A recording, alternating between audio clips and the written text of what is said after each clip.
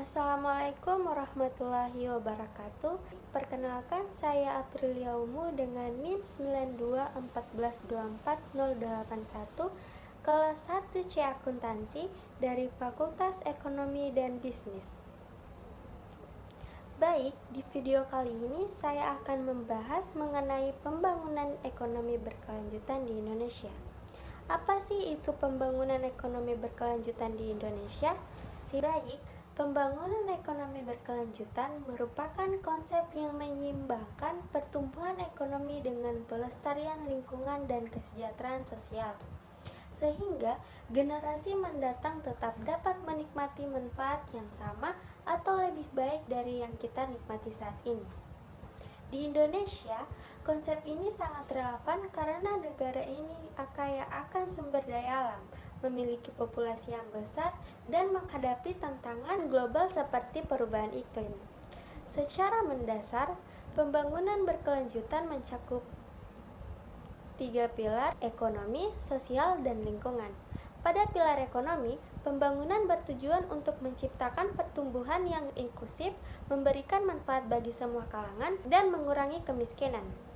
Di Indonesia, upaya ini tercermin dalam berbagai program, seperti pemberdayaan usaha mikro, kecil, dan menengah atau UMKM.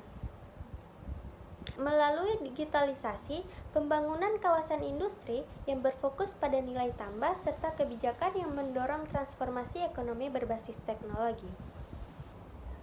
Namun, pelaksanaan pembangunan berkelanjutan di Indonesia tidak tanpa tantangan.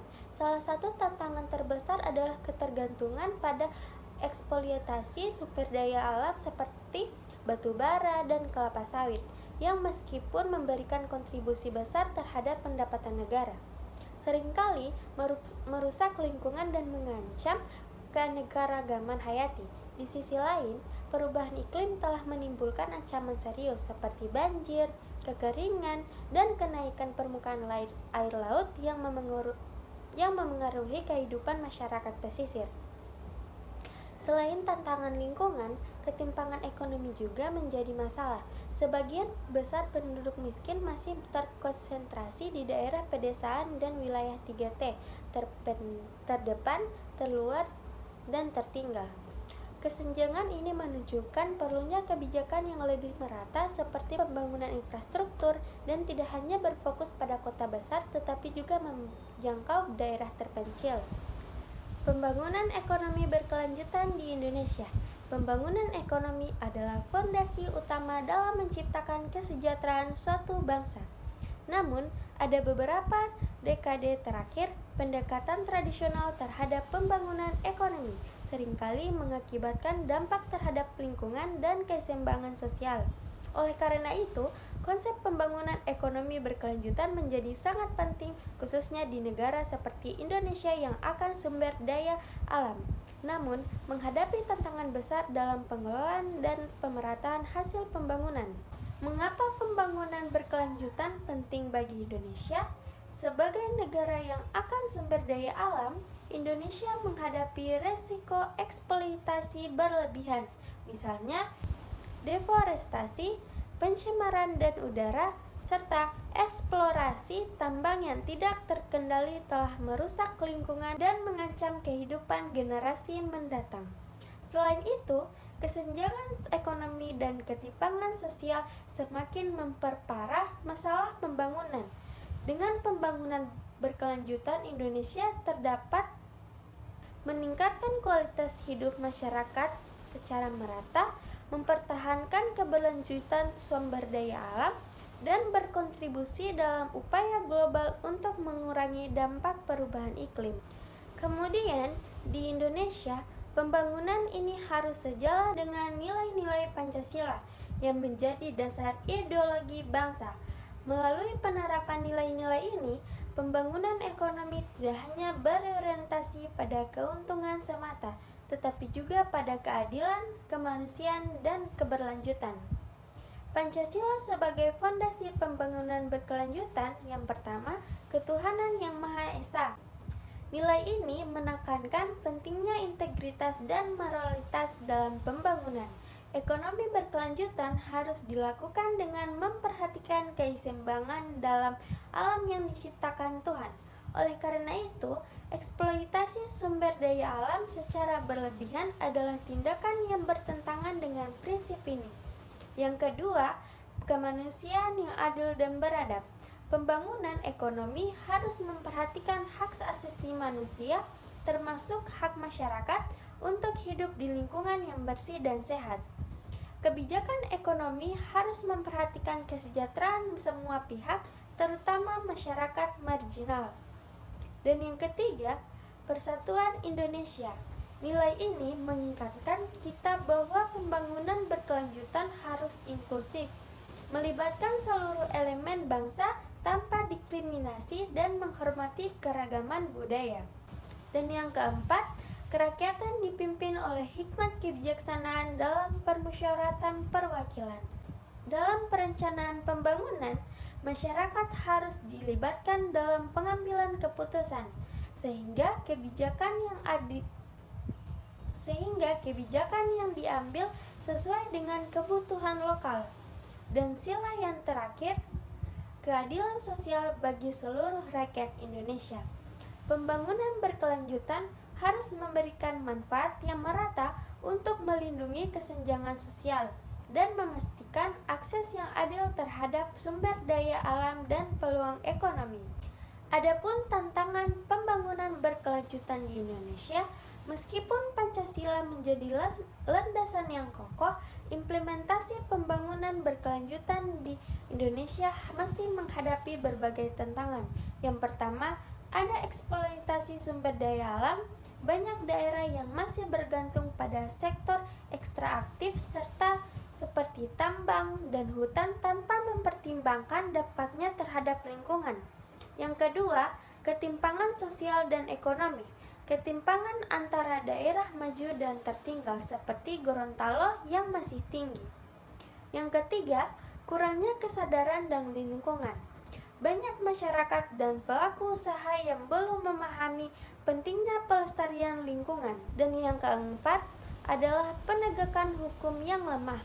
Pelanggaran lingkungan seringkali tidak ditindak tegas sehingga menimbulkan kerusakan jangka panjang. Beberapa contoh studi kasus yang berada di Gorontalo. Yang pertama, deforestasi akibat alih fungsi lahan. Pembukaan lahan untuk pertanian atau pemukiman tanpa perencanaan matang sering mengorbankan hutan primer di Gorontalo. Hal ini menyebabkan degradasi tanah, pengurangan cadangan air, dan kerusakan habitat satwa liar. Program reboisasi harus didukung oleh regulasi ketat untuk mencegah pembukaan lahan baru yang tidak berizin. Dan yang kedua, pengelolaan sampah yang tidak optimal. Penjelasan lebih lanjut, limbah plastik di Gorontalo mencemari pantai dan laut, yang juga mengancam ekosistem laut serta sektor perikanan. Edukasi masyarakat bisa digabungkan dengan inisiatif ekonomi kreatif seperti program daur ulang untuk menghasilkan produk bernilai ekonomi dari sampah plastik. Dan yang ketiga, minimnya infrastruktur untuk mendukung pariwisata berkelanjutan. Gorontalo memiliki potensi besar di sektor pariwisata seperti Pulau Cinta dan Taman Laut Olele. Namun, akses ke destinasi ini sering sulit dari kurangnya fasilitas seperti toilet umum dan tempat sampah mengurangi daya tarik wisatawan. Pembangunan infrastruktur ramah lingkungan dapat mengakibatkan pengalaman wisatawan tanpa merusak alam. Dan yang keempat, ketergantungan pada pertanian tradisional. Pertanian tradisional bergantung pada pupuk kimia dan alat sederhana seringkali tidak efisien.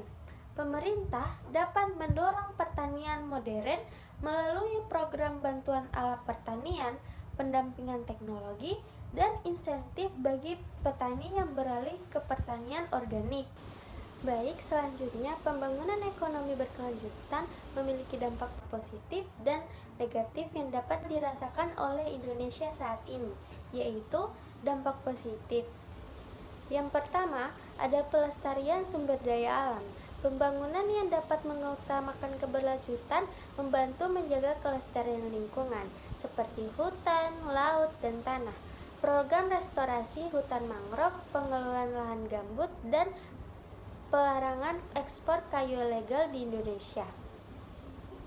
Indonesia menunjukkan upaya untuk memulihkan ekosistem yang rusak. Yang kedua, peningkatan kesejahteraan masyarakat lokal. Program seperti hutan sosial dan ekowisata memberikan peluang ekonomi baru dan meningkatkan pendapat tanpa merusak ekosistem. Contohnya, masyarakat di Raja Ampat mendapat manfaat langsung dari ekowisata berbasis komunitas. Yang ketiga, diversifikasi ekonomi. Pembangunan ekonomi berkelanjutan mendorong Indonesia untuk mengembangkan sektor-sektor baru seperti energi terbarukan, pertanian organik, dan ekowisata sehingga tidak terlalu bergantung pada sektor yang merusak lingkungan seperti pertambangan dan perkebunan besar. Yang keempat, pengurangan emisi karbon. Dengan transisi energi ke sumber terbarukan seperti PLTS dan PLTB, Indonesia dapat mengurangi emisi karbon sejalan dengan komitmen pada Paris Agreement dan target net zero emission pada tahun 2060. Yang kelima, peningkatan reputasi internasional. Keberhasilan pembangunan berkelanjutan meningkatkan citra Indonesia di mata dunia sebagai negara yang berkontribusi dalam mitigasi perubahan iklim dan perlindungan keanekaragaman hayati. Dan yang keenam, pengurangan risiko bencana lingkungan. Upaya restorasi hutan dan pengelolaan tata ruang yang berbasis lingkungan dapat mengurangi risiko bencana banjir, tanah longsor, dan kebakaran hutan yang sering terjadi akibat deforestasi. Kemudian, dampak negatif pembangunan ekonomi berkelanjutan di Indonesia. Yang pertama, biaya implementasi yang tinggi. Transisi ke energi terbarukan atau penerapan teknologi ramah lingkungan membutuhkan investasi awal yang besar. Contohnya, pembangunan PLTS dan PLTB membutuhkan biaya peralatan, pelatihan, dan infrastruktur yang cukup mahal, yang kadang sulit dijangkau oleh daerah dengan anggaran terbatas. Yang kedua, ketidakpastian teknologi dan sumber daya manusia. Beberapa sektor di Indonesia masih kekurangan teknologi modern dan tenaga kerja terampil untuk mendukung pembangunan berkelanjutan. Misalnya, pengelolaan limbah atau energi terbarukan masih bergantung pada teknologi impor. Dan yang ketiga, potensi konflik kepentingan. Pembangunan berkelanjutan sering beraturan dengan kepentingan industri yang besar untuk mencari keuntungan cepat. Contohnya, deforestasi atau perkebunan kelapa sawit atau tambang masih menjadi kendala utama, meskipun ada regulasi yang praktik berkelanjutan. Yang keempat, perlambatan ekonomi di sektor tradisional. Penerapan regulasi berkelanjutan seperti pengurangan ekspor bahan mentah atau larangan aktivitas penerapan tambang tertentu dapat menghambat sektor ekonomi tradisional yang sebelumnya menjadi sumber utama pendapatan daerah atau masyarakat tertentu. Yang kelima, ketimpangan pembangunan antar wilayah. Meski berkontribusi pada keberlanjutan, beberapa proyek hanya terpusat di wilayah tertentu, seperti Jawa dan Bali. Sementara wilayah lain, terutama Indonesia Timur, masih minim infrastruktur dan dukungan teknologi berkelanjutan. Dan yang keenam, beberapa kebijakan pembangunan berkelanjutan seperti larangan penebangan hutan atau zona konservasi laut kadang memunculkan resistensi dari masyarakat lokal yang merasa kehilangan akses terhadap sumber daya yang menjadi mata pencarian mereka. Dan yang ketujuh, dampak lingkungan tidak langsung. Meski bertujuan tidak untuk berkelanjutan, beberapa proyek seperti pembangunan PLTA atau ekowisata juga bisa membawa dampak lingkungan tidak langsung. Contohnya, pembangunan bangunan besar untuk PLTA dapat mengganggu ekosistem sungai atau peningkatan jumlah wisatawan lokasi ekowisata dapat menimbulkan sampah dan tekanan terhadap lingkungan setempat. Dan yang terakhir, kesulitan penegakan hukum. Regulasi yang mendukung pembangunan berkelanjutan seringkali sulit ditegakkan akibat korupsi, kurangnya pengawasan, atau lemahnya penegakan hukum. Hal ini membuat beberapa perusahaan tetap menjalankan praktik yang merusak lingkungan meskipun ada aturan yang melarang. Jadi, mengenai materi yang telah saya bahas tadi, bahwasannya dapat disimpulkan pembangunan ekonomi berkelanjutan di Indonesia merupakan strategi penting untuk memastikan keseimbangan antara pertumbuhan ekonomi, kelestarian lingkungan, dan keadilan sosial. Dengan kekayaan sumber daya alam yang melimpah, Indonesia memiliki potensi besar untuk menjadi model pembangunan berkelanjutan di tingkat global. Kebijakan yang telah diterapkan seperti pengembangan energi terbarukan, konservasi hutan, dan pemberdayaan masyarakat lokal menunjukkan langkah positif menuju masa depan yang lebih hijau dan inklusif. Namun, tantangan besar tetap ada, termasuk konflik kepentingan antara eksploitasi sumber daya untuk keuntungan ekonomi jangka pendek dengan kebutuhan akan konservasi lingkungan. Ketimpangan infrastruktur dan akses teknologi di wilayah-wilayah, terutama di daerah terpencil, juga menjadi hambatan besar. Selain itu, resistensi dari masyarakat dan pelaku industri terhadap kebijakan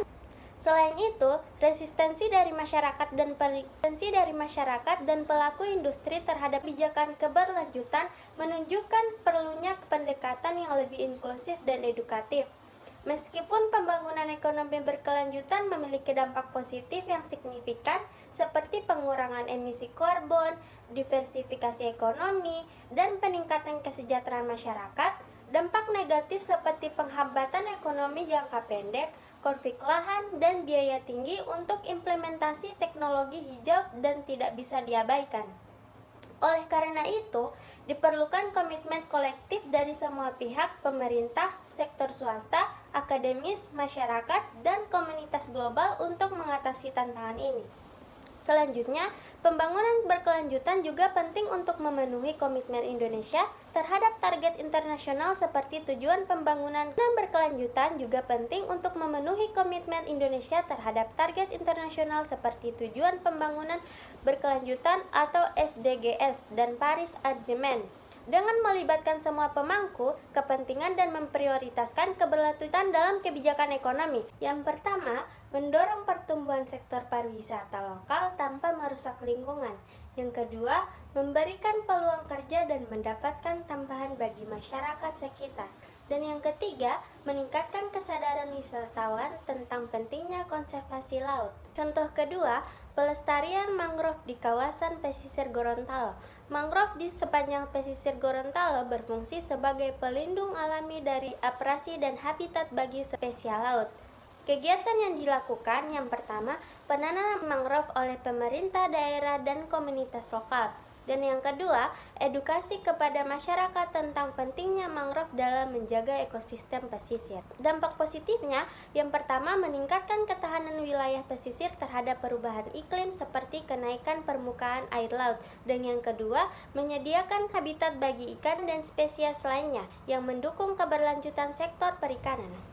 Jadi, saran yang baik untuk implementasi berkelanjutan di Gorontalo yaitu yang pertama, meningkatkan kesadaran publik.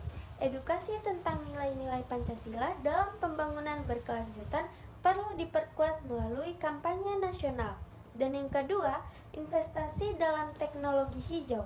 Pemerintah dan swasta harus berinvestasi dalam teknologi ramah lingkungan untuk sektor energi, transportasi, dan pengolahan limbah. Yang ketiga, penguatan regulasi dan penegakan hukum. Hukum harus ditegakkan secara tegas terhadap pelanggaran lingkungan seperti pembalakan liar dan pencemaran industri. Yang keempat, pengembangan ekonomi lokal berbasis komunitas. Mengoptimalkan potensi lokal seperti produk kerajinan, wisata budaya, dan hasil laut dapat meningkatkan ekonomi tanpa merusak lingkungan. Dan yang terakhir, kolaborasi multisektoral. Pemerintah, sektor swasta, akademisi, dan masyarakat harus bekerja sama dalam merancang dan melaksanakan kebijakan pembangunan yang inklusif. Sekian dari saya. Wassalamualaikum warahmatullahi wabarakatuh.